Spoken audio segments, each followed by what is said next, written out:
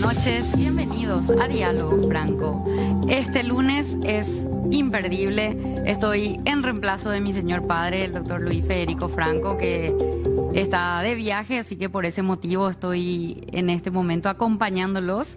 Y bueno, no podía ser menos. Tengo a dos mujeres fabulosas conmigo, mujeres de la política, mujeres de Asunción, mujeres que luchan por otras mujeres y por causas comunes, ¿verdad? Así que voy a dar la bienvenida. Acompáñenme, por favor. Bienvenida Fiorella, Gracias, concejala madre. municipal de Asunción. Bienvenida Rosana, concejala Gracias, municipal también de buenas noches. Asunción. Bienvenidas. Estamos con un tema que nos convocó, creo que desde hace unos 15 días más o menos, ¿verdad? Poquito menos, pero sí, estamos 12 por ahí. así. Bueno, estamos para hablar un poquitito de todo lo que fue este proyecto de ley que llamó tanto la atención, que es el proyecto de ley para crear un ministerio de la familia. Yo en realidad quiero que acá las concejalas nos puedan dar un contexto más o menos de qué es lo que estamos hablando, porque capaz algunos no estuvieron tan convocados con el tema y hoy quieren o se van a enterar mejor.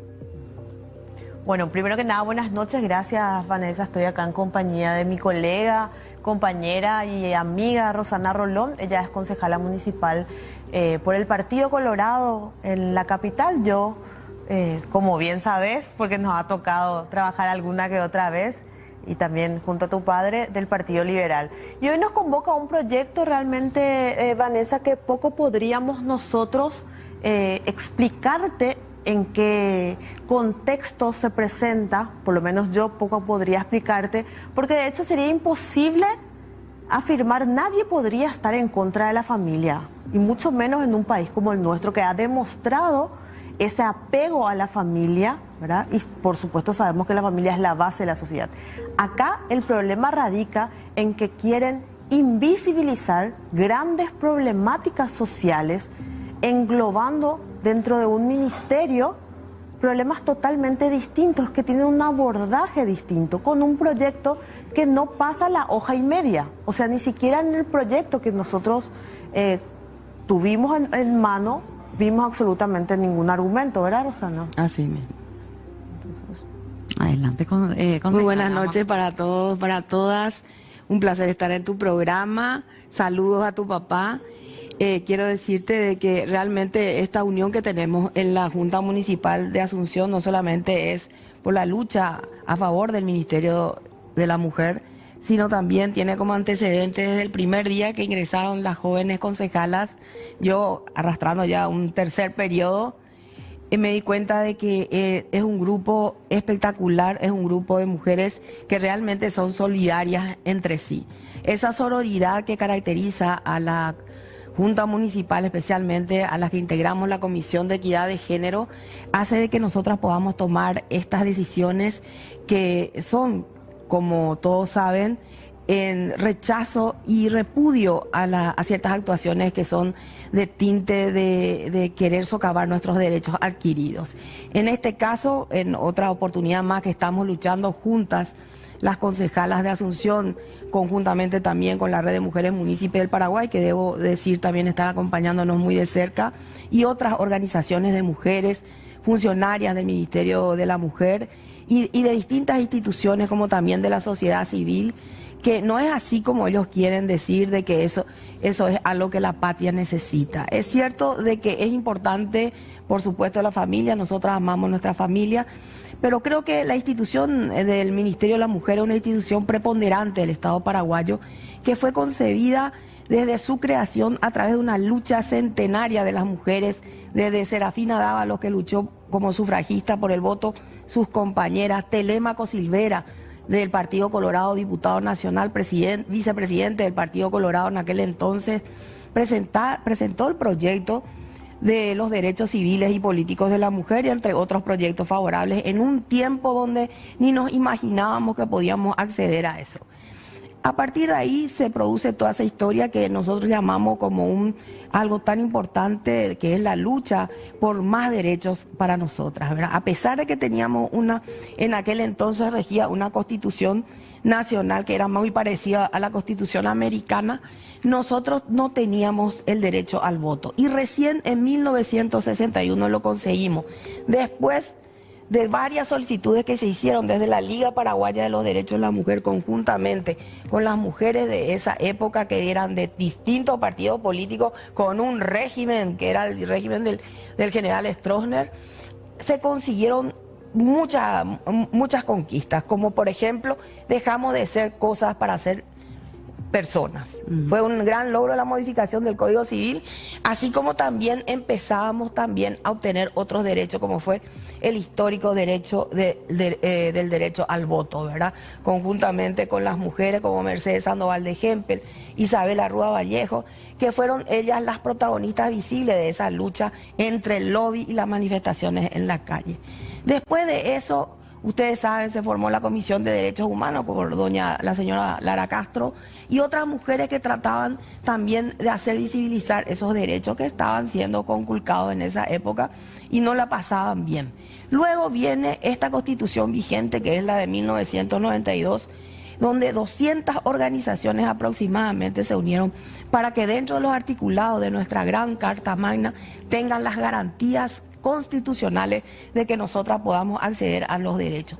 Vivir en un país libre de violencia, un país donde te traten en igualdad de condiciones. Sabemos que no somos iguales biológicamente, pero sí podemos acceder también igualmente a todo lo que se refiere a los derechos. Y otros derechos laborales, los derechos de la salud, los pueblos originarios tenían también su representación, porque las mujeres de los pueblos originarios no la pasan bien, están tan igual que nosotras, aunque, inclusive peor porque no conocen sus derechos. Bueno, hago este recuento histórico porque es importante de que no es que de la noche a la mañana nace el Ministerio de la Mujer.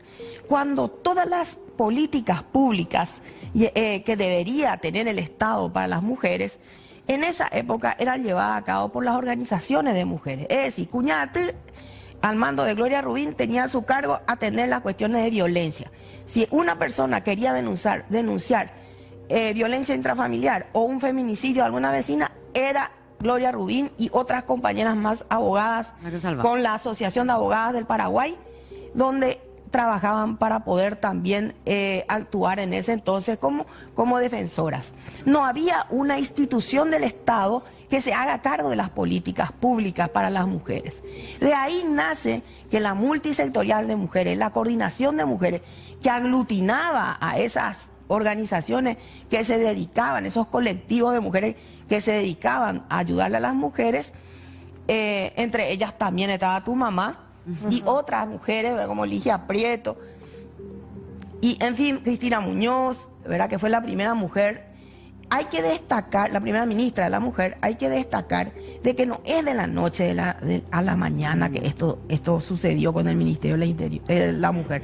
Y cabe señalar que el Ministerio de la Mujer tiene una historia, tiene un porqué y un para qué. Nosotras no estamos hablando por venir a hablar, son años de lucha y son derechos adquiridos. Si nosotros bajamos... Te voy a interrumpir un poco, concejala. Hablando porque vamos a tener tiempo, no vamos a apurar, ¿verdad? Tenemos yo por lo menos traje muchísimas preguntas y encima tengo un compromiso grande. Como soy reemplazante del conductor, ¿verdad? Él tiene una política para el programa y justamente yo dije, al venir y al invitarla a ustedes, dije, lastimosamente eso no va a pasar.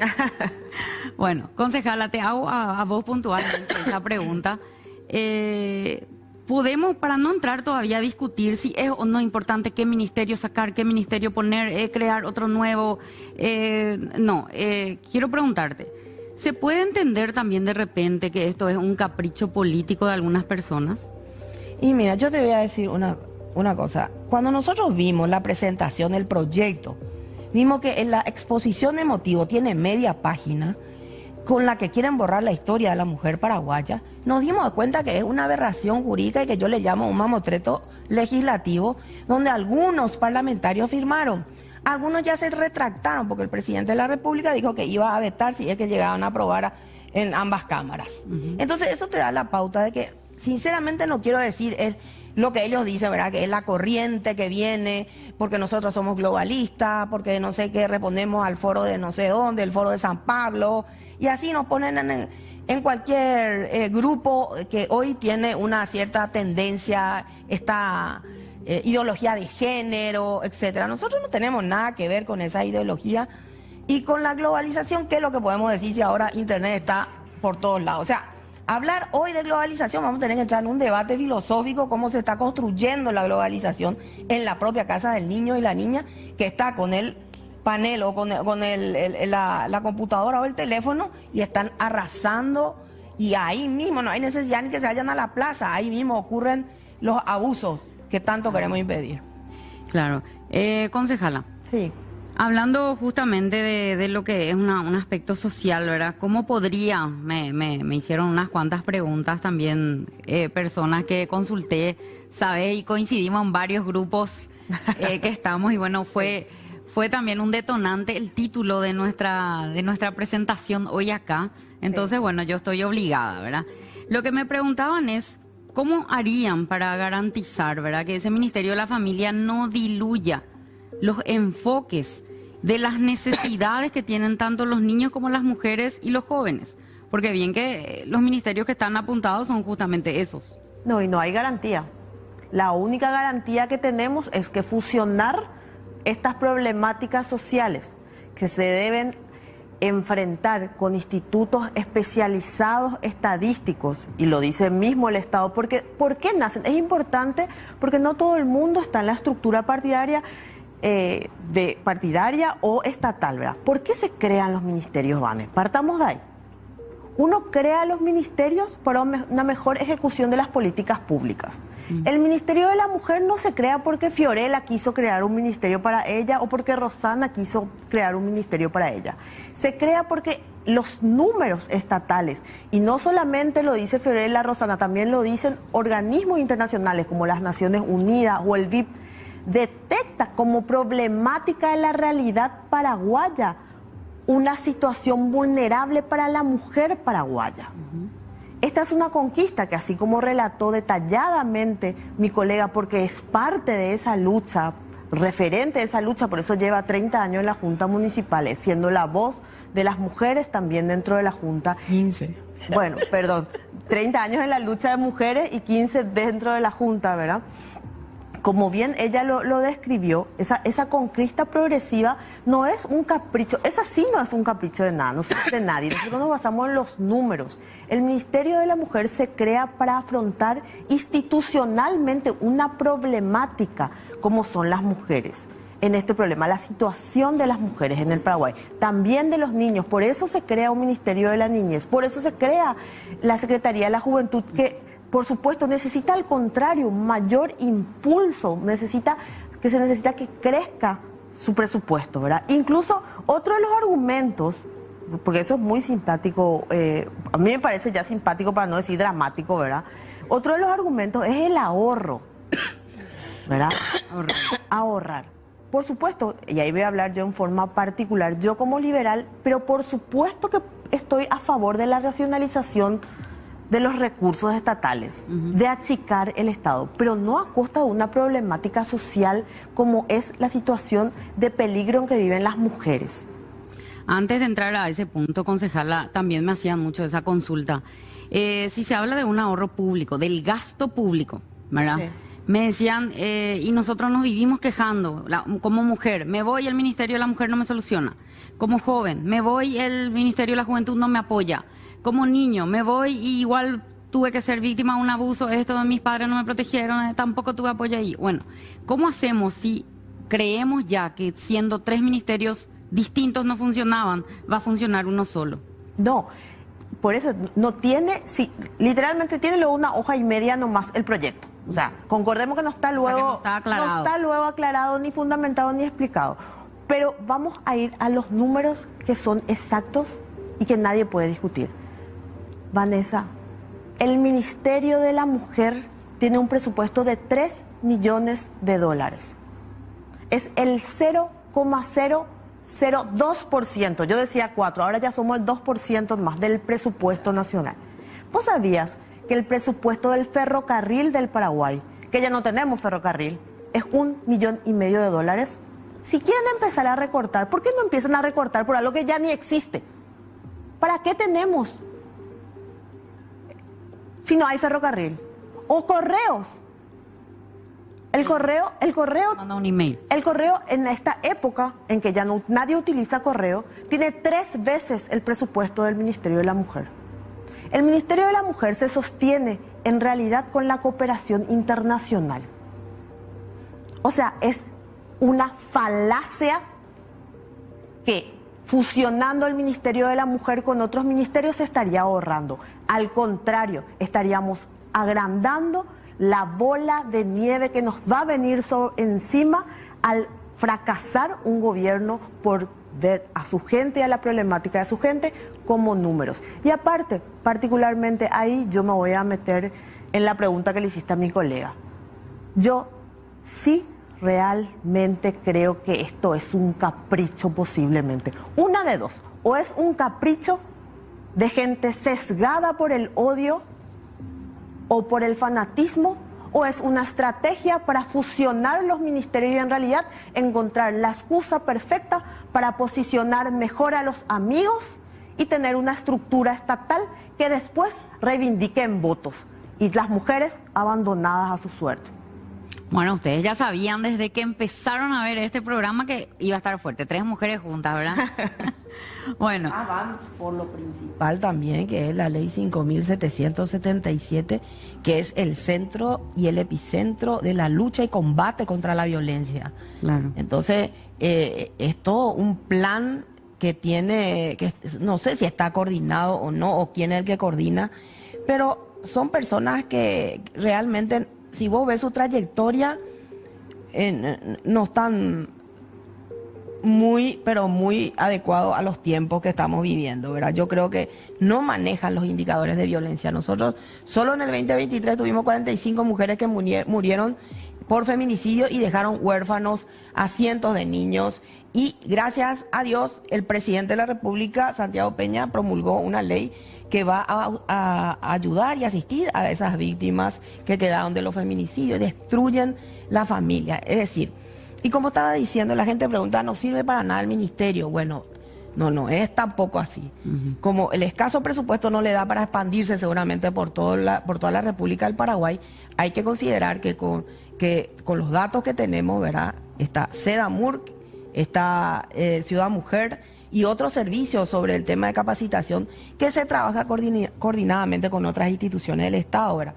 Como el Servicio Nacional de Promoción Profesional y otras que están trabajando justamente para capacitar en el empoderamiento económico como una de las causas que una mujer no puede dejar su hogar, aparte de los emocionales, psicológicos, que está lleno de violencia.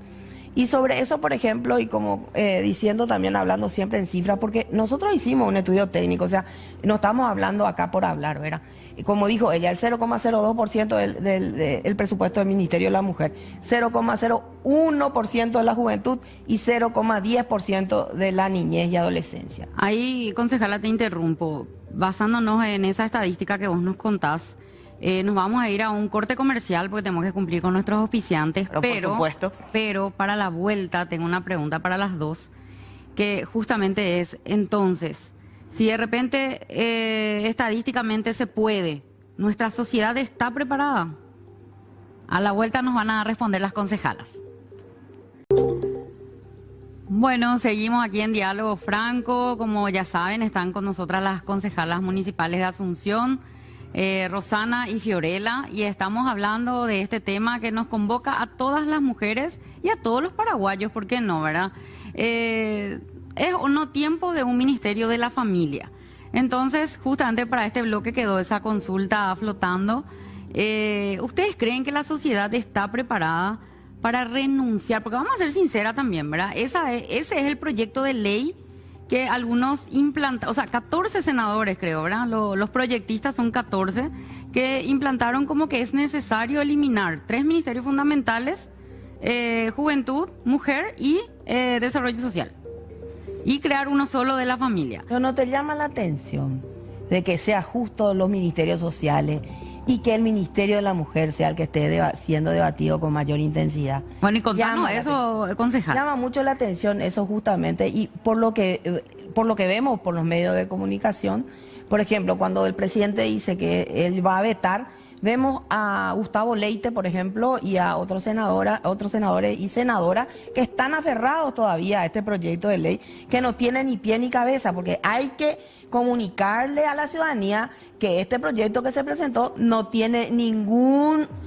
fundamento técnico, es solamente una expresión de deseo articulada. Ustedes pueden observar, está en la página del Senado los proyectos y pueden ver. No es que van a discutir, por ejemplo, la política criminal o el sistema criminal que hoy se está poniendo en tela de juicio, teniendo un poder judicial con jueces que cuando van a hacer una sanción lo hacen, como el caso de la menor de 11 años que recibía mensajes de un profesor, 600 mensajes sexuales, y el tribunal dice que no era de contenido sexual, ¿verdad? Eso entonces le liberaron. Esas son las decisiones que se toman porque no hay una coordinación, no hay tampoco una política criminal de que se le tiene que perseguir a los delincuentes, se le tiene que perseguir especialmente a aquellos que tienen esas características de feminicidas, que son violentos en sus hogares. O sea, nosotros tenemos hoy, en vez de estar con Fiorella pidiendo mayor presupuesto para el Ministerio de la Mujer, claro, porque tiene tan bajo, en vez de estar luchando entre todas para que tengamos justicia, para que aquellos feminicidas o aquellos violentos intrafamiliares, en vez de tengan ¿cómo se llama? Las tobilleras. Claro. No hay una política criminal como para que se le pueda perseguir a esos delitos. ¿Y qué pasa? El Ministerio de la Mujer hoy, según la ley 5.777, es la que coordina con el Ministerio del Interior, la Policía Nacional y otras 15 instituciones que trabajan, ¿verdad? Y que se busca la forma de prevenir y sancionar la violencia intrafamiliar y que termina, desgraciadamente, en muchos casos de feminicidio. Tenemos, como te dije, 30 creo que hubo el año pasado, disminuyó un poco, pero esto está azotando a toda la región y especialmente en nuestro país. Nosotros tenemos 6.200.000 habitantes y de los cuales la mitad son mujeres, y 45 los ya murieron en el 2023, 30 ya murieron el año pasado. Señores, le estamos matando a nuestras mujeres y nosotros nos vamos a quedar calladas porque algunos senadores firman un mamotreto jurídico que apenas tiene media página de su exposición de motivos y toda la política que tenemos que utilizar para poder implementar y que se radique eso, ¿dónde está? ¿Por qué no piensan mejor? Vamos a invertir, vamos a pedir entonces, si van a hacer algún proyecto interesante, ¿por qué no piden entonces que se pueda dar mayor presupuesto para trabajar estas políticas criminales, sobre todo en el tema de los feminicidas? Claro. ¿Por qué no trabajamos en eso? ¿Por qué no trabajamos en la educación? Si tanto vamos a criticar todo lo que se da hoy, que la globalización, etcétera, ¿y por qué no se trabaja que la educación, los niños y las niñas se respeten? Que se pueda enseñar en la primaria y en los colegios, en talleres, en donde sea, en la universidad, el respeto. Claro. El respeto nada más, pero no hay interés en las políticas públicas de educación, políticas públicas que tienen que ver con la lucha y enfrentar la violencia, porque no es fácil. La Fiscalía recibe 35.000 denuncias de violencia intrafamiliar, ¿y dónde está si 400 o 200 Fiorella tiene sentencia? Entonces, ¿cómo están ahí los parámetros? Es decir, no hay realmente un interés. Esta gente que firmó, vos le vas a preguntar a la senadora Lizarela, ella no te va a hablar de la política, qué política se puede implementar para poder combatir la violencia. Preguntarle, no saben ni cuántas mujeres murieron. Son todas personas que quieren o trabajan porque están pensando solamente en figurar o algo por el estilo, por la forma que llegaron luego. Entonces, ¿qué pasa así? Vienen y quieren a nosotras, ¿verdad?, venir con la historia de que no, esto es lo que queremos, esto el Paraguay quiere. El Paraguay quiere que la familia esté unida. ¿Quién no quiere? Pero vos tenés que tu papá se está divorciando, que tu mamá se está casando con otro, tu papá ya tiene otra mujer. Es un problema que también arrastra hasta nuestras mujeres de la época de la Triple Alianza. Sobre eso, concejala, y le quiero pasar la pregunta acá a la concejala Fiorella.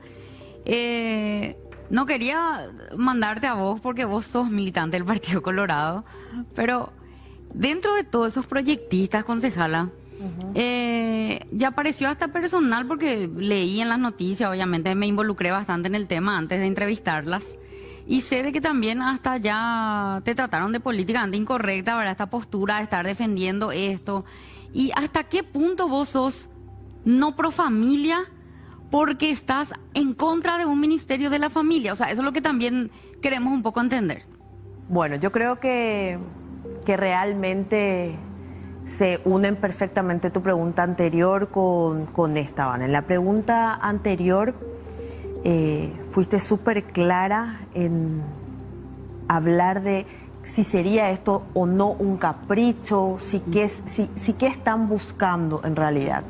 Yo creo definitivamente que obedece a un capricho sesgado de querer dividir a los buenos de los malos, a los pro familia de los antifamilia, y es un discurso peligroso, un discurso peligroso que nos demuestra la respuesta a tu pregunta anterior. ¿Está la sociedad paraguaya preparada para fusionar los ministerios? No, no está. No está, gente, porque lo que estamos discutiendo hoy ni siquiera tendríamos que discutirlo más. Si el Instituto de Estadística, si tu gobierno nacional, senadores, te está diciendo que tenés una epidemia de feminicidios y que le están matando a tus mujeres, ¿cómo vas a debilitar tu Ministerio de la Mujer? ¿Cómo vas a decir, señores, ya no se necesita, si se están muriendo tus mujeres? Si el Censo Nacional te está demostrando que la familia no es como vos pensás, porque eso hay que saber, gente. La política no se hace al capricho de uno. Uno no hace el gobierno nacional para uno mismo. Uno hace políticas públicas para la gente. Y el último censo ha demostrado que solo el 40% de las familias paraguayas son papá, mamá casado con hijos y con perritos. El resto de las familias son familias diversas, gente. Yo, Fiorella Forestier, Ivane, y vos conocés mi familia. Te tuve en mi casa, te senté en mi mesa. Yo sí tuve la suerte de tener un gran padre y una gran madre y unos grandes hermanos. Y vivimos en un mismo techo con condiciones y con acceso a salud y a educación. Pero esa no es la realidad del 60%. Contrario a ese 40% que tuvo esa realidad como yo. Y no lo dice Fiorella, lo dice el censo, lo dice el Estado, lo dice el gobierno. Entonces ni siquiera se puede llegar a pensar que en pleno 2025, cuando tenemos todavía que discutir que tiene que existir un Ministerio de la Mujer, que es el órgano ejecutor, protector, el rector de las políticas, para que pueda fusionar esta sociedad y realmente se pueda acortar la brecha que nos distingue en la vida a un hombre y a una mujer. O sea, imagínate lo mal que estamos, que tenemos que seguir discutiendo. Y sin sacar el trabajo que habrán hecho, me imagino, ¿verdad? Como parlamentarios, de haber investigado, haberse asesorado para la creación de ese proyecto de ley. Te consulto, concejala. ¿Es viable que esto sea también un riesgo para los ciudadanos como una herramienta política? Justamente ya entrando ya también en épocas municipales y demás cosas, ¿verdad? Que este sea también una herramienta política de acomodación nuevamente de dirigentes, por ejemplo. Puede ser, nada es descartable. Pero lo cierto y verdadero es de que un proyecto, cuando se empieza mal, se presenta mal, como se presentó ahora no va a poder luego terminar bien. De hecho, ya el presidente de la República dijo que va a vetar. Pero este proyecto tiene un antecedente en el 2023, que durante el gobierno de Mario Aldo Benítez presentó, porque el gobierno de transición estaba haciendo y realizando también todos sus programas y proyectos que ustedes saben, en esa parte en ese tiempo, así como los municipios, vienen ya los que son representantes del nuevo gobierno para presentar sus proyectos. Bueno, tengo entendido que fue así en la primera presentación del 2023. Y eso en el Congreso Nacional se debatió y justamente llegaron a un acuerdo de que no iban a tocar la fusión del Ministerio de la Mujer con estas otras dos instituciones del Estado. Y quedaron así. Ahora, por sorpresa, aparece como te dije, en una posición de motivo que yo lo rechazo categóricamente porque es una bofetada a las mujeres, violento eso, porque realmente cómo van a poder tapar la historia de la mujer paraguaya en una exposición de motivo de media página, ¿verdad?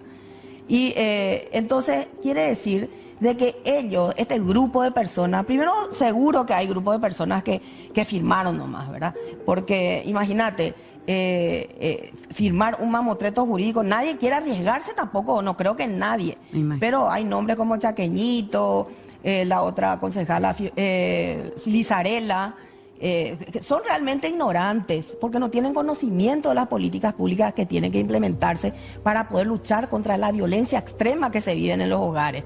Hoy el hogar de una mujer puede ser un lugar de tortura porque está sufriendo psicológicamente los daños y también físicamente. Y muchas denuncias, pero hay una gran mayoría que no lo hace. Y cuando llegan a la comisaría, porque el primer impacto es la Policía Nacional, a ellos van y piden, hacen la denuncia. Pero ¿qué hace la policía? Como ocurrió en uno de los casos, le pidieron la cédula a la señora tuvo que ir a la casa y ahí luego ya recibió 3 tiros. Es decir, que nuestra realidad realmente no es para estar tratando un ministerio de la familia sin un verdadero contenido. Me voy a sacar el sombrero si el contenido de ese ministerio de familia dice: vamos a pedir que el presupuesto y vamos a luchar para que el presupuesto como parlamentarios sea mayor de lo que hoy está recibiendo todos esos 3 ministerios. Sin embargo, ellos nos plantean el aumento de un presupuesto para luchar contra contra este flagelo del abuso sexual de los niños y de la violencia intrafamiliar. Ellos nos hablan de las políticas públicas. Vos le escuchás a una señora senadora, Lizarela, solamente hablando superficialmente, que fue su plataforma electoral, ¿verdad? Muy bien, porque cada uno tiene que luchar por lo que prometió. Pero yo creo que tampoco uno debe luchar por algo que no tiene contenido, ni no tiene ningún fundamento técnico para luchar contra el flagelo de la violencia. Imagínense dejar en manos de esta gente la lucha. Bajamos la bandera del Ministerio de la Mujer y ¿qué queda? ¿Cómo va a quedar eso? ¿Cómo van a que me aseguren y me garanticen? Yo, que no soy ni autoridad, no tengo derecho a nada, soy pobre, apenas le doy de comer a mi hijo, que me garantice el Estado paraguayo, este gobierno, de que va a poder afrontar la violencia con políticas públicas interesantes y que sean determinantes. O que el Poder Judicial nos dé la garantía que va a hacer justicia en cada caso y no que viene un juzgado, el juez de paz, tiene que recibir la denuncia, pero tiene también robo, tiene otros delitos y entonces le acumula los expedientes y el último caso tratan de la violencia intrafamiliar. Entonces, vamos a trabajar coordinadamente todos juntos, vamos a pedir ahora mejorar lo que está mal y no querer eliminar el ministerio. Eso te iba a consultar, concejala Rosana Rolón. Nuestra pregunta de hoy del programa y lo que nos convocaba es: ¿por qué no es tiempo de un ministerio de la familia? ¿Verdad? Entonces yo te estoy escuchando y yo ya sacaba mis por qué no. Pero ¿por qué sí el Ministerio de la Mujer? O sea, ¿qué nos falta hacer? El Ministerio de la Mujer es una garantía, primero porque la Constitución Nacional establece claramente que hay que luchar por la dignidad de todos los habitantes de la República del Paraguay y se crea instituciones y la Constitución Nacional establece que los ministerios van a trabajar con el presidente de la República en todas las políticas públicas y planes y programas que se hacen para la República. Si esta institución está al nivel de un ministerio, está el presidente, el vicepresidente y después ya está como institución preponderante del Estado paraguayo, nosotros podemos ser visibilizadas, pero baja eso y ponerle en cuarta línea. ¿Vos crees que van a poner presupuesto para estar luchando contra la violencia intrafamiliar? Que van a luchar, si ahora luego no te atienden y la población se enoja porque no te atienden, imagínate cómo va a ser ahora. Vamos a estar totalmente invisibilizadas. Entonces, plantearía yo, en vez de estar hablando de que no se haga lo de la familia, e inclusive, mira que no estoy tan cerrada que si me traen un proyectazo con una garantía de que vamos a luchar, pero el Ministerio de la Mujer, aparte de ser con los argumentos históricos que te estuve dando, no es una institución que es creada de la noche a la mañana, porque el Estado debe responder también a la ciudadanía y especialmente a esa parte importante que son las mujeres, sino también tiene políticas públicas. Ciudad Mujer, que fue creada en la época de Ana Bayardi, que fue ministra de Horacio Cartes, recibieron $650.000 del Banco Interamericano de Desarrollo no reembolsable para construir Ciudad Mujer, un importante lugar donde se dan, las mujeres pueden ir a hacerse atender de todas formas, puede hacerla. Es una ciudad que actúa directamente apoyando a la mujer en la zona central, porque está en Villa Elisa. ¿Y cómo vos vas a trabajar y vas a bajar todas esas instituciones y esos programas? Bueno, te dice, vamos a dejar eso. Pero ¿y quién va a estar solventando eso si vos al bajar todo eso, inclusive las instituciones que trabajan coordinadamente en Ciudad Mujer, van a estar todos capa caída, van a estar todos desilusionados porque no hay una visibilidad? Sin embargo, poniéndole como una institución preponderante el Estado paraguayo, depende mucho ya de la gestión que haga su titular. Hablando, te interrumpo, concejala, porque el tiempo se nos reba, como dice una conductora famosa. Por la gestión nomás, Fiorella. Sí. ¿Por qué no te quedaste o no se quedaron ustedes tranquilitas en la municipalidad? Están a esta hora en vez de estar con su hija, familia, casa, ¿verdad? Cenando tranquilas. ¿Por qué dijeron, en vez de, bueno, ocuparme solo acá de Asunción, problema de Asunción, estoy peleando por todas las mujeres? Mira, Vane, realmente el compromiso fue ese.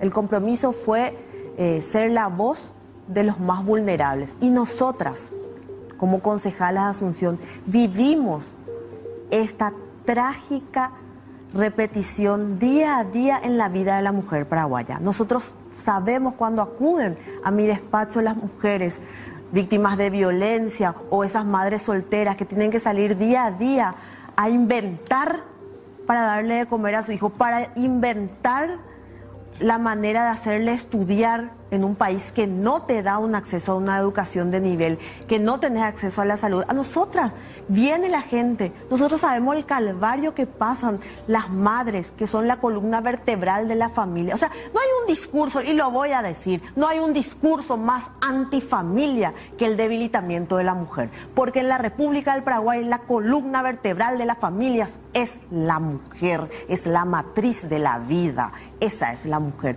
Todo lo que debilita a la mujer es en contra de la familia, esa es la verdad. Y nosotros conocemos, Vanessa, el día a día de la mujer paraguaya, porque vienen a rogarnos, sabemos que vienen, se acercan, quieren salir de su ciclo de violencia, y en la comisaría encuentran el primer obstáculo, cuando se sientan y son revictimizadas y el comisario le dice, ¿estás seguro que querés denunciar? Mira que se va a enojar contigo, y después, ¿cómo vas a hacer para darle de comer a tus hijos? O sea, todo un sistema que aún no funciona y que llega tarde, y por eso tenemos la cifra de 45 mujeres muertas, que quiero aclarar son 13 menos que el año anterior. O sea, sí hay un trabajo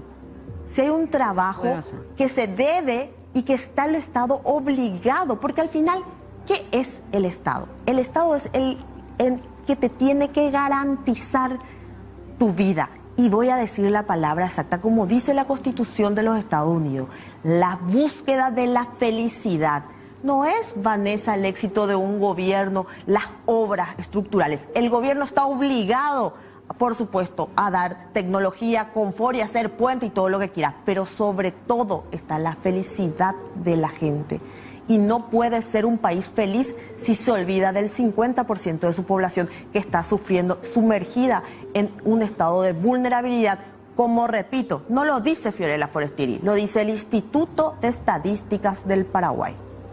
Muy bien, más claro agua, así que agradecida con la presencia de las dos concejalas municipales de Asunción, y tenemos que despedirnos porque se nos acabó el tiempo y quiero dar inicio al siguiente bloque con el doctor Luis Federico Franco y la pregunta, ¿quién fue Hernando Arias de Saavedra? A ver si nos acompañan a develar esa pregunta, y con la invitada que es Irina Raffols.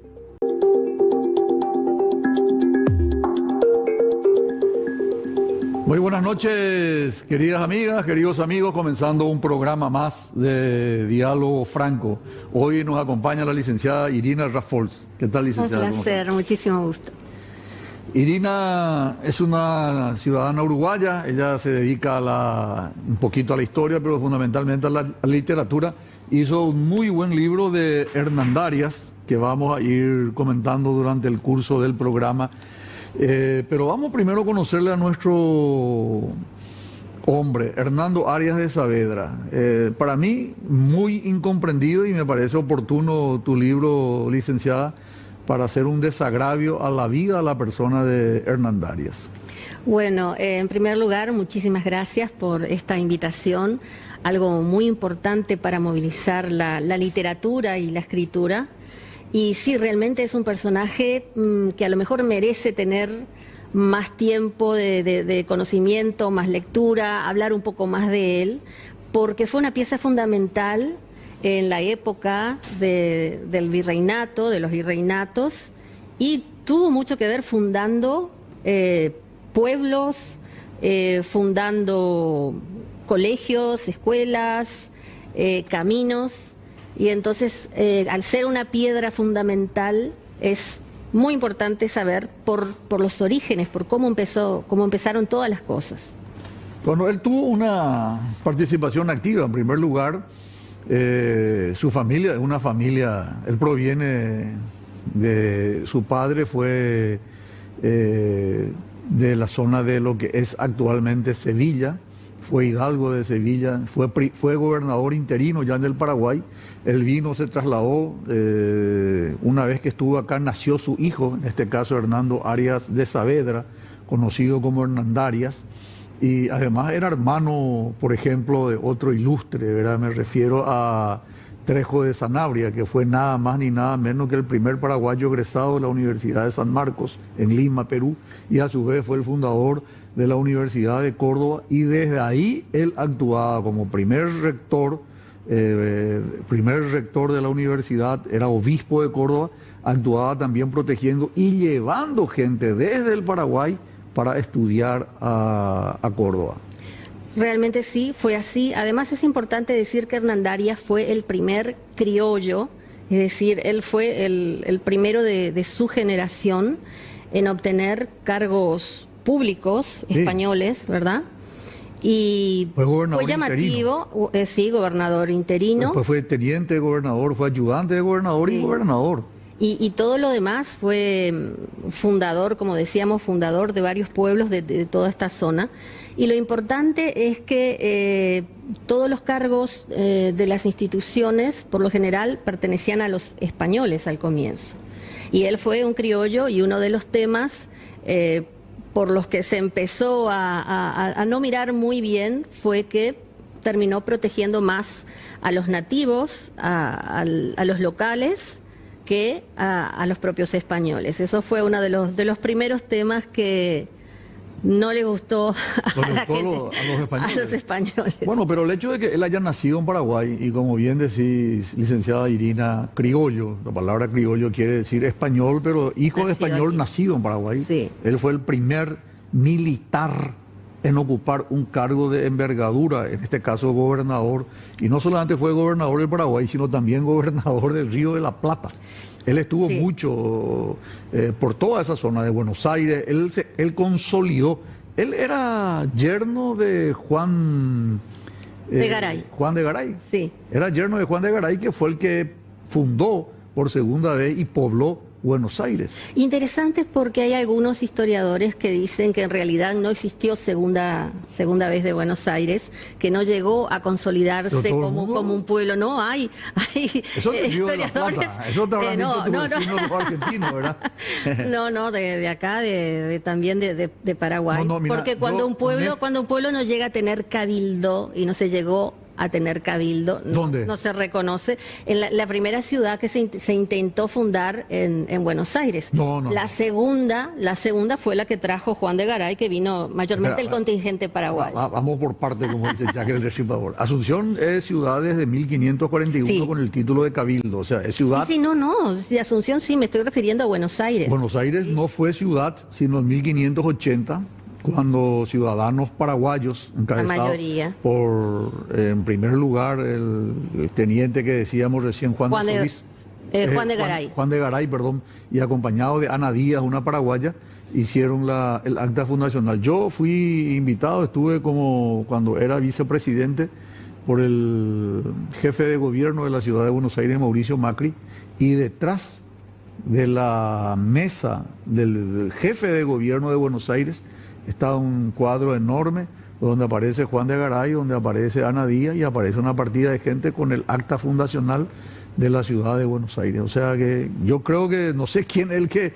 se ha de oponer a eso, pero en el colectivo ciudadano histórico está aceptado que la segunda fundación de Buenos Aires se hace necesariamente desde Asunción. Y al decir de Efraín Cardoso, Asunción, la ciudad madre de ciudad de amparo y reparo de la conquista, comienza a desangrar. Y le escribe muy bien Efraín Cardoso y dice, Asunción le parece a una madre que vio nacer a sus hijos. Buenos Aires, Santa Fe, Corrientes, Santiago del Bermejo, Jerez, Ciudad de Reyes, Ontiveros, Santa Cruz de la Sierra, etcétera, etcétera, etcétera. Y dice Efraín Cardoso que a medida que tenía más hijos, se iba desangrando y iba quedando cada vez más sola Asunción. Pero volvamos a nuestro tema. La fundación de Asunción se hace ahí. Juan de Solís era su suegro y él, en este caso Hernandarias, colaboró bastante, hacía viaje. Y cuando termina su vida, él se queda justamente en Santa Fe. Sí, justamente Juan de Garay es, ¿verdad? Bueno, tenía esta hija, Jerónima de Contreras, y bueno, Hernandarias la conoce y bueno, pide su mano, se casa con ella. Va a ser su esposa hasta el final, acompañándolo. Y lo que quiero agregar, que es algo muy novedoso para la época, pensando en las distancias, en cómo nos movemos hoy en día, este fue un hombre que fue uno de los primeros en llegar a la zona más austral de América del Sur. Llegó a la Patagonia, llegó a la banda oriental que después va a ser Uruguay. Es decir, fue un hombre que se recorrió todas estas tierras y que no se quedaba quieto, que no es que se quedó solamente en Santa Fe o en Asunción, él se quedaba por temporadas tratando de observar las leyes, de resolver los problemas sociales que se daban en comunidades que nacían nuevas, donde había tipos humanos muy diferentes, que tenían que aprender a convivir y que fue un caos al comienzo. Y él tuvo que tratar de ordenar toda esa visión de lo que para ellos era el mundo, que es la visión jesuita, ¿verdad? Esa es la visión que se trató de inculcar. Hernando Arias de Saavedra, decía, licenciada, se caracterizó por propender a proteger a los pueblos originarios, le dio el estatus, fue aboliendo el régimen de la encomienda, la mita. De alguna manera también él es el responsable de la venida de los franciscanos y de los jesuitas. Otro hecho que debe ser resaltado, ¿verdad? Sí, justamente, específicamente para las misiones, él pide a los jesuitas, porque conocía el sistema, sobre todo el sistema educativo de los jesuitas, que para la época era uno de los más avanzados, y de hecho que fue muy amigo de ellos y que los apoyó. Por ejemplo, San Roque González, que es el único santo que tiene el Paraguay también, que era una especie de pariente lejano también. Político, y que en algunas batallas y en algunos momentos estuvieron muy juntos, codo a codo. Por ejemplo, en ciertos levantamientos con los guaycurúes, que eran los más rebeldes, a los que se enfrentó en varias ocasiones Hernandarias, Roque González Santa Cruz le llegó a salvar la vida a Hernandarias en un enfrentamiento bélico con estos nativos. Le protegió a un nativo, Arances, ¿cómo era el nombre del que era poco domesticado y que al final... Eraxay. Eraxay, bueno. Que es el personaje. Vamos a volver a eso. Para ir cerrando este capítulo, entonces, dentro de la vida política de Hernandarias está, en primer lugar, su apego, su cariño, su empatía con los pueblos originarios. Totalmente. En segundo lugar, su compromiso con la iglesia a tal punto de fundar, ya lo dijiste, licenciada, varias ciudades, pero también trajo a los franciscanos y a los jesuitas. Y no se comprende la guerra guaranítica sin citarle a Hernando Arias de Saavedra, porque los bandeirantes brasileros que venían desde San Pablo iban cada vez más hostigando a lo que estaban en lo que es actualmente el estado de Paraná de Brasil. Y ahí, repito, Asunción fundó la ciudad de Ontiveros, ciudad Jerez, etcétera, etcétera, que eran ciudades paraguayas, Villarrica del Espíritu Santo, Guairá. De hecho, el nombre de Paraguay, vamos a ver después, Guairá también es el nombre que se le dio. ¿Cuál es la participación de Hernando Arias de Saavedra en favor de los guaraníes y enfrentando en este caso a los bandeirantes? Bueno, resulta que una vez que España pone el pie en estas tierras, se abre el caos, ¿verdad? Es decir, el choque cultural. Y entonces ahí tenemos algunos que empiezan a resistirse, el tratar de inculcarle nuevas leyes a otros que tenían otra forma de vida. Y con los bandeirantes, como bien decís, cuando empiezan a acercarse a estas tierras, se ven en la necesidad de proteger a los nativos, y el único lugar donde se podía proteger mejor a los nativos era dentro de las misiones. Tengamos en cuenta que las misiones no eran fuertes, no era que tenían una puerta cerrada al mundo, sino que estar dentro de formar este nuevo tipo humano y se les decía domesticados, pero es un nombre un poco, sí, una apreciación un cruel, poco... Es cruel, sí, pero... evangelizados utilizan, ¿verdad? Venían los bandeirantes no solamente a comer estas tierras, sino que a capturar a los nativos para llevarlos a trabajar a las cañas de azúcar, que va a ser una de... Las hierbas. Exactamente, los yerbales y sobre todo la caña de azúcar, el azúcar que empezaba siendo un bien frente a la imposibilidad de encontrar el oro y la plata con la que la mayoría vinieron. Tuvieron que encontrar otra manera de encontrar ambos, bienes y tengo sobrevivir. Entendido que ambos, tanto el azúcar como la hierba, no era todavía profusamente conocida en Europa. No, para nada, y sobre todo la hierba. Todo la hierba, sí. Ahora, tengo que hacerte dos preguntas ahí.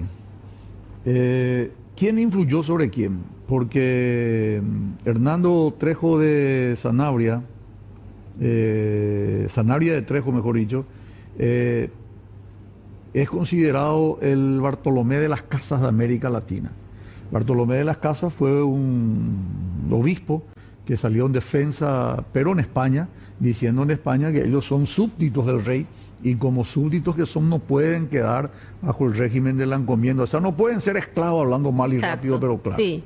Y esa definición, esa ley de Bartolomé de las Casas, el que aplicó perfectamente acá fue Trejo de Sanabria, y el hermano de Hernandaria. Entonces, ¿quién influyó sobre quién ahí? ¿Vos podés definir algo al respecto? Y resulta que había varios hombres de la época que habían llegado a las mismas conclusiones.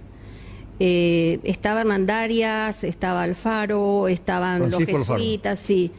Y ellos estaban en contacto y a través de las cartas anuas. Tenemos muchos documentos de época que ellos se conocían, trabajaban sobre estos temas y compartían la misma visión. No sé exactamente cuál fue el primero, pero tenían una visión de lo que tenía que ser el mundo, y que para muchos era todavía más avanzada de lo que era Europa. Por ejemplo, el tema de la vida en las misiones, la forma de vida que se respetaba a los nativos, pero fuera de que se evangelizaba, y ahí estaba el tema de las creencias. Qué bueno que lo citás, porque es importante resaltar eso, que tanto los franciscanos como los jesuitas son responsables de alguna manera de que el idioma guaraní persista acá. Que persista, ellos inculturaron, evangelizaron a los aborígenes, pero primero aprendieron el guaraní.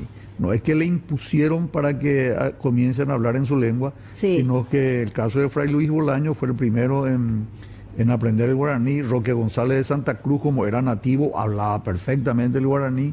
Hernandarias hablaba perfectamente el guaraní.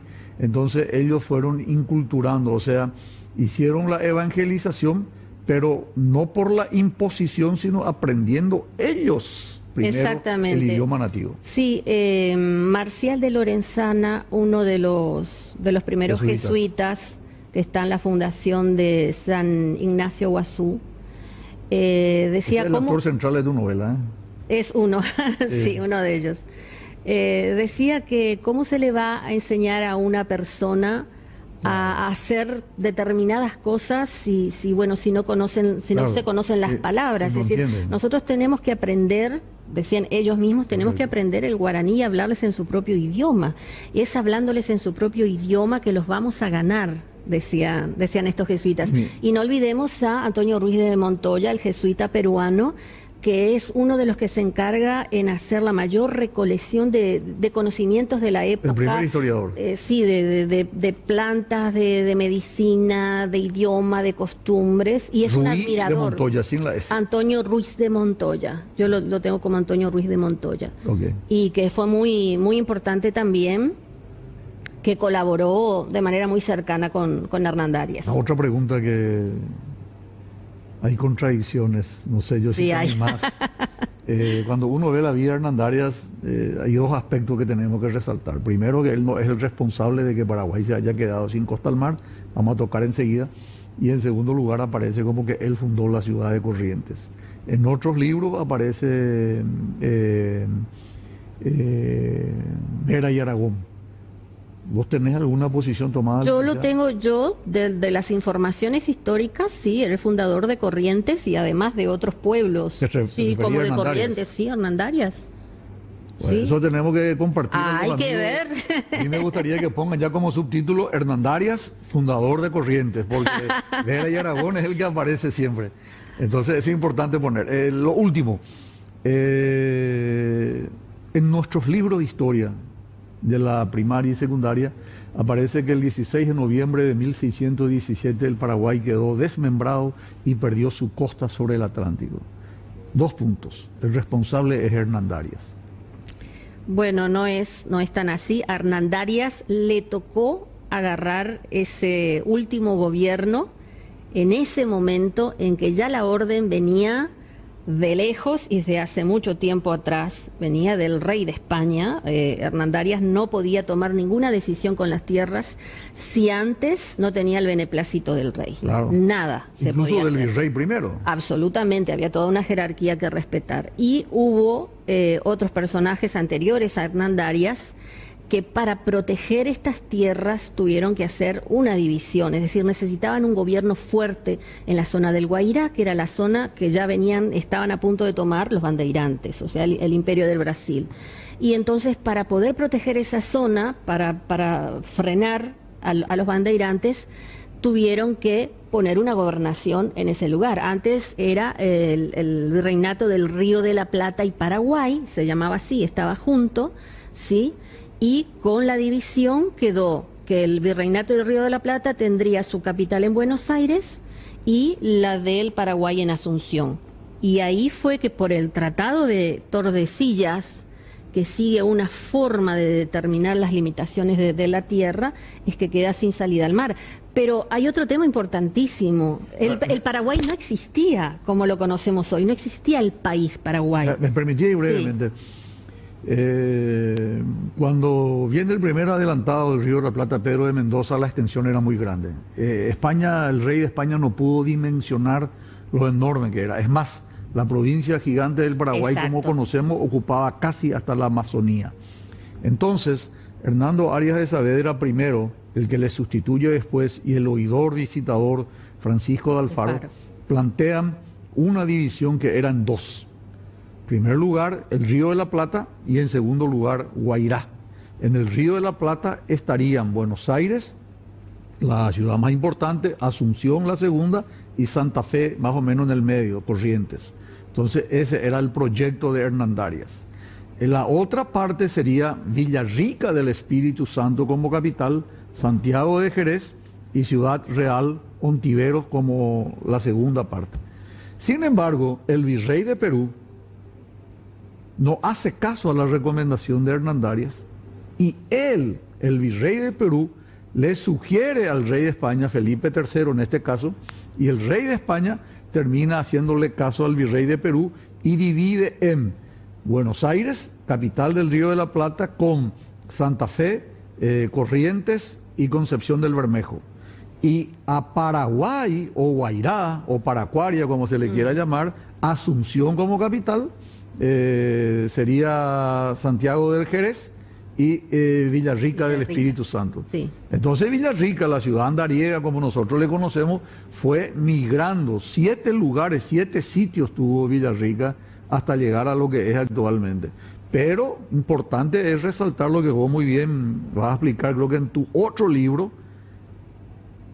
que no fue esa la tesis de Hernán Darias. Hernán Darias fue mal interpretado, es más, Se enoja Hernandarias y cuando sale esta decisión real, él se va y queda en Santa Fe, lo que es actual Santa Fe, la ciudad de Santa Fe, Sí. en la República Argentina, en una quinta que tenía, y no vuelve nunca más a Asunción.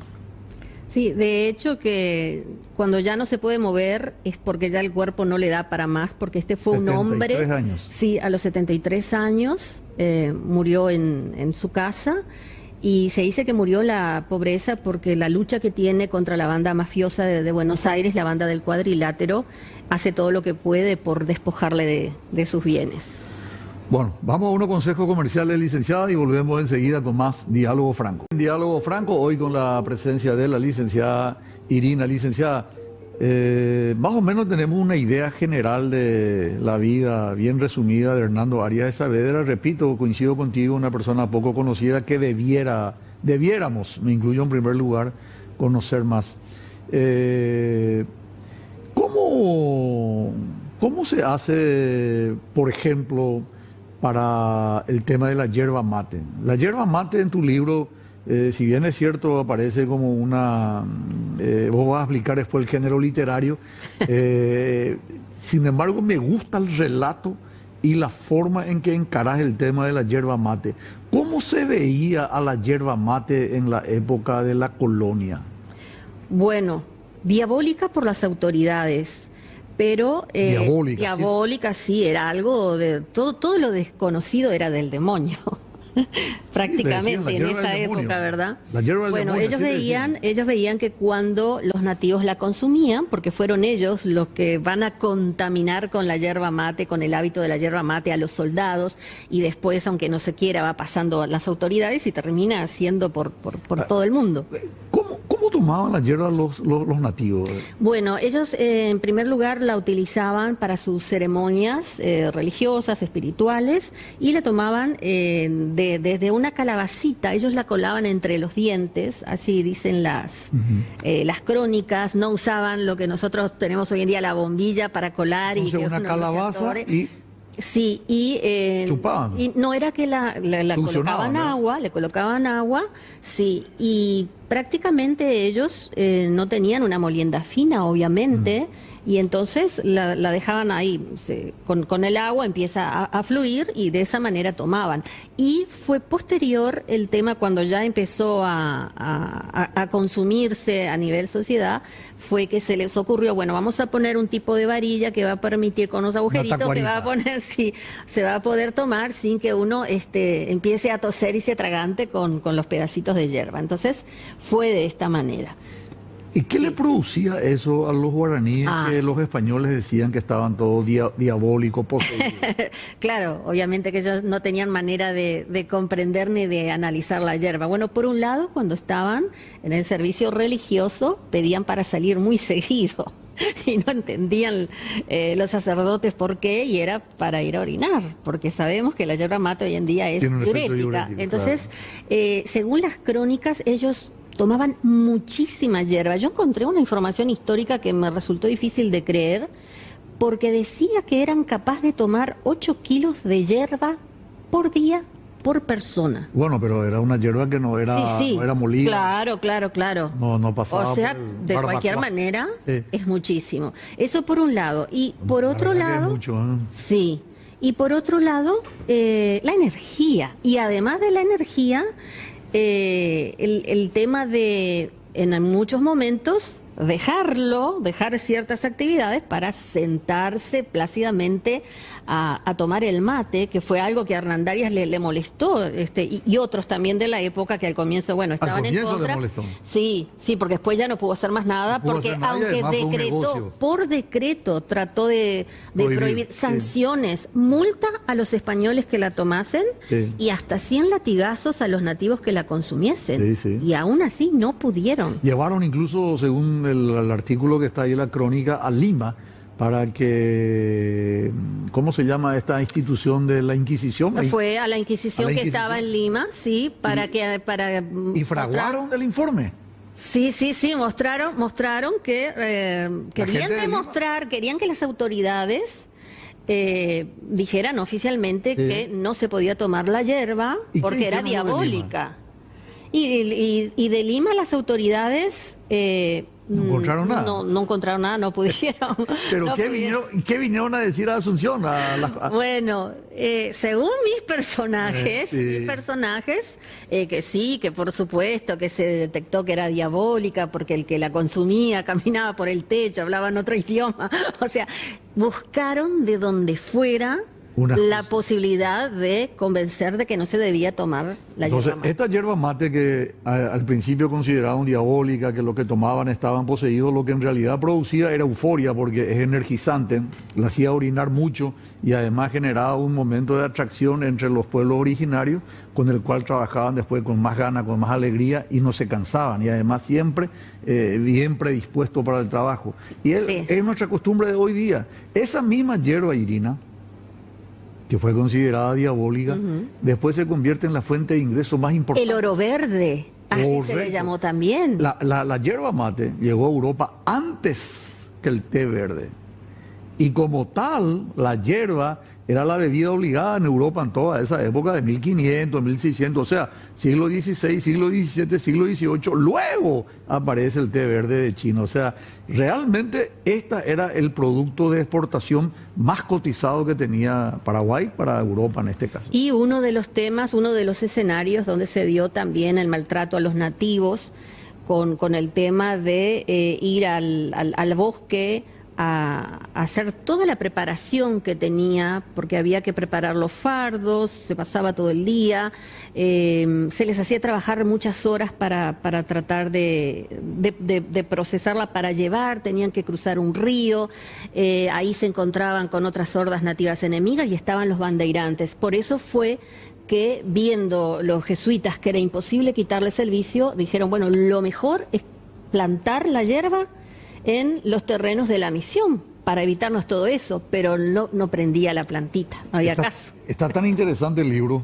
que no voy a spoilear, lo voy a contar, de que el motivo por el cual, en este caso, Hernando Arias de Saavedra cambia de actitud y se vuelve a favor del uso de la yerba mate, es porque cuando vinieron los bandeirantes, los nativos son los que les salvaron la vida a los de las misiones y en particular a Hernando.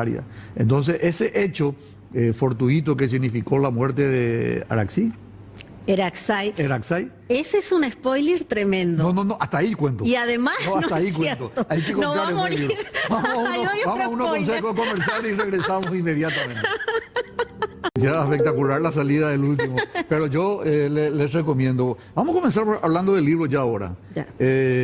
¿Cómo hiciste la creación? ¿Cómo se llama este género, Irina, en donde contás la historia pero como una novela? Sí, bueno, es una novela histórica porque novela histórica, en un mayor porcentaje está todo basada en hechos, siguiendo un tiempo, una línea cronológica de tiempo que va desde el 1609, pasando la batalla de Embororé, que es una batalla tremendamente importante para nosotros, y eso lo voy a tratar. Esto es una saga, lo voy a tratar en la tercera parte. Esta es la primera parte, en unos meses más pienso presentar la segunda parte. Y bueno, es una investigación histórica. Este libro va a tener 3 partes. 2 partes más, una trilogía, sí. Una trilogía. Y bueno, estuve estudiando ese contexto histórico durante 5 años antes de ponerme a escribir. Y bueno, me valí de mucha información de la época que estaba, las cartas anuas, las cartas que se escribían entre ellos, que es interesantísimo. Esas son todas jesuitas, las cartas anuas. No hay de muchos otro tipo de... Están las cartas que Hernandarias le escribía de puño y letra a los reyes. En esa época, si bien los reyes nunca vinieron en la época... pero él fue designado por los reyes de España también. Sí. Varias autoridades, inclusive jesuitas, podían escribirle cartas al rey y el rey les respondía las cartas. Entonces tenemos esa recopilación y además está la información que juntaron los cabildos, ¿sí? Que están en el Archivo Nacional de Paraguay, en el Archivo de Buenos Aires, de Lima. Es decir, hoy en día toda la información está informatizada y entonces uno puede acceder de una manera muy práctica a los datos y al conocimiento de esa época. Y esa historia de Beatriz, Una historia amorosa, interesante. Repito, no voy a spoilerar para que la gente pueda Bueno, comprar pero el libro. puedo decir algo, sí. Contanos algo de Beatriz. Y bueno, es que ya iba a ser un hombre demasiado santo, demasiado correcto. Además estuvo casado con una sola mujer. Sí, sí, claro, por supuesto, con Jerónima de Contreras, que eso fue cuando él era muy jovencito, ¿verdad? Pero digamos que él no estaba demasiado tiempo en la casa tampoco, porque él era un hombre de acción, un aventurero, un explorador, un estadista, y él trató de recorrerse y de estar un tiempo repartido en todo ese mundo, en todos esos virreinatos. No estuvo demasiado tiempo con ella. Y bueno, y resulta que aparece una tal Beatriz que viene con una idea fija sobre él, de haber venido de una mala experiencia de Buenos Aires, que se va a encontrar con él. Y... O sea, no es mala experiencia. Ella le llegó tarde. Su mamá le habló que iba a llegar de El Salvador, un tal Hernán. Sí, justamente. ¿El nombre de Hernán utilizás a propósito? Lo utilizo a propósito, pero también en algunas actas, personajes de su época lo nombraron así. Hernán. Lo había escrito Hernán Darias. Yo pensé Aparte, que su diminutivo, Hernando Arias de Saavedra, era Hernando es el nombre, no, el nombre oficial es Hernando. Hernando Arias. Hernán vendría a El ser diminutivo. como decir Iri, Claro. Fran, es decir, Sí, ¿verdad? sí, Federico, Sí, Fede. exactamente. Pero hay personajes de la época que en las actas cuando lo mencionan ponen Hernán Darias, así Sí. separado. Ahora, hay un poco de romance, muy linda la forma en que está concebida y sobre todo me llama mucho la atención el trato que tuvo él con Roque González de Santa Cruz, porque no es coincidencia que Roque González de Santa Cruz sea el primer santo paraguayo, haya sido también rector de los jesuitas, el primer paraguayo, Hernando Arias de Saavedra, primer gobernador, su hermano, el primer rector. O sea, fue una generación brillante. Brillante de Y hombres. todos nacidos en el Paraguay. Sí, y de hombres temerarios que eran capaces de enfrentar todo lo que tenían en contra en ese momento, que no eran solamente los bandeirantes, eran tribus enemigas belicosas, porque no fue tan fácil. Los guaraníes fueron los guaycurú de eran enemigos los más, acérrimos. sí, totalmente, fue muy difícil tratar con ellos. Pero quien va a tratar con mayor éxito va a ser el peruano Antonio de Montoya, que se va a fascinar con Paraguay y que de él voy a estar hablando en la tercera parte. Muy bien, y bueno, cerrando ya, este libro, ¿dónde ya lanzaste el libro oficialmente? Sí, lancé en una fecha muy interesante que fue el 8 de marzo, el Día Internacional de la Mujer, es de la librería, la editorial El Lector, que se puede encontrar en todo el país, porque El Lector tiene alrededor de 9 librerías diseminadas en el país, también está en Intercontinental, y pronto estará en otras librerías también. Qué bueno, ¿y cuánto sale se puede saber? Si no, es una Sí, indiscreción. 80.000 guaraníes. 80.000 guaraníes. Y sin que sea un adelanto, un spoiler, el segundo tomo, la segunda parte de este libro, ¿sobre qué va a versar? Bueno, ahí vamos a ver realmente qué pasa con Beatriz Hernandarias. Vamos a ver los encontronazos que tiene con la banda mafiosa más importante de Buenos Aires, que tiene tentáculos hasta en Angola. Tremendo es lo que sucede allí. Vamos a ver el tema del martirio con Roque de Santa Cruz y de batallas y enfrentamientos. Y vamos a ver más el tema de la división del territorio. También. Ojalá, porque me quiero quedar acá y con esto seguramente ya vamos terminando. La mayoría de la gente, si hacemos una encuesta, va a creer que Hernandarias es el responsable de que nosotros hayamos perdido nuestra costa. No.